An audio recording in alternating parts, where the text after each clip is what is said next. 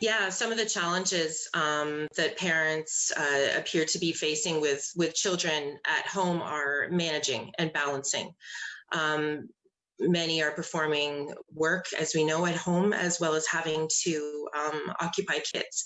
And as time goes on, as we know, it's getting more and more challenging to keep them entertained and amused. And certainly, being at home together all the time can cause strains in relationships, and a lot of unknowns right now, just putting a lot of pressure on families and family dynamics. I think it's very difficult for parents to replace the dynamics that children have socially with their friends and being out in the community. I think parents are doing a really good job at trying to keep themselves and their children connected as much as possible.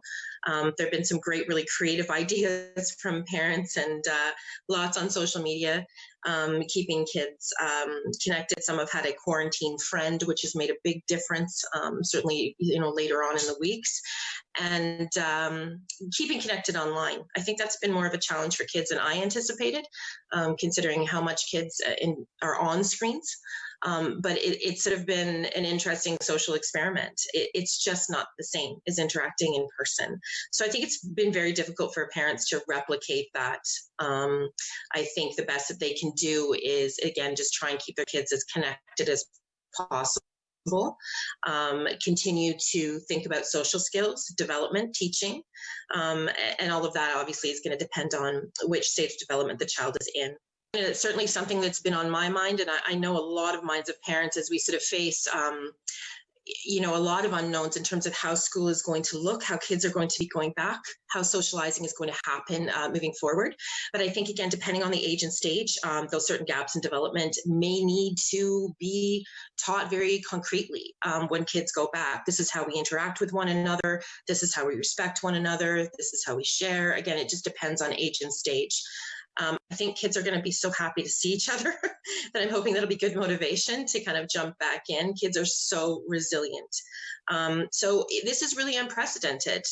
We haven't had kids have to step out socially for such a long period of time. So I'm going to be interested to see how kids are going to respond. And we've had to find new ways of doing things. And it's actually a golden opportunity for parents and teachers and everybody else to be modeling flexibility for kids right now. A lot of children have a lot of trouble with flexible thinking and changes in routine adjustments. So I think preparing them in advance as much as possible, once we know a little bit more what to expect, I think that's going to be really an important role for parents. This is what things are going to look like. This is how we can prepare, and hopefully to be excited to see friends again. This has been extremely difficult for parents. Absolutely. I think, it's interesting because the majority of my work has been with children and youth. And in March, there was just a massive switch. I think a lot of anxiety for kids is school related. And the tables kind of turned. Parents had to take on so many new roles. It's put a tremendous amount of strain and pressure on parents, especially, I think, at this point. It seems like it's funny, every kind of week or two, there's sort of a new theme for all of us as the time goes on. And I think now we're facing a lot of what ifs for September. What's life going to look like in September and for the next year forward? And I think just that into itself is placing a lot of strain on parents.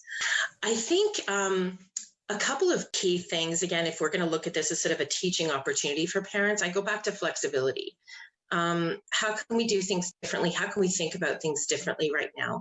Instead of looking at all the things that we can't do and all the limitations, which is so easy right now, let's look at being creative and silly and funny, and keep things light and fun. I think that's really, really important in families right now. And generally, Canadians have a great sense of humor, and I've certainly seen that become more of a survival technique, more of a strategy for people now.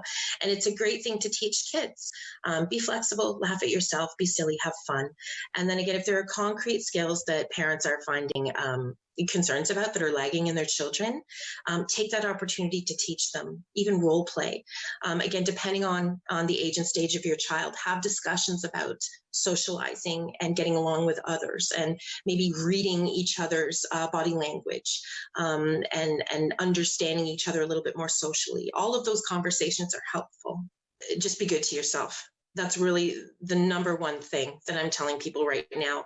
If you have days that are tough, if you have days where you don't feel motivated and the anxiety is building up, it's important for people to know that they're absolutely not alone, that we're all feeling this right now, myself included. It's actually been really helpful for me as a parent to talk to other people across the country and find out how they're managing and what they're doing. So I think just being kind to ourselves, being good to ourselves, giving ourselves permission to have those off days and not be perfect all the time. It's okay. These are really rare circumstances. And again, part of that is just using some humor and being good to ourselves and each other.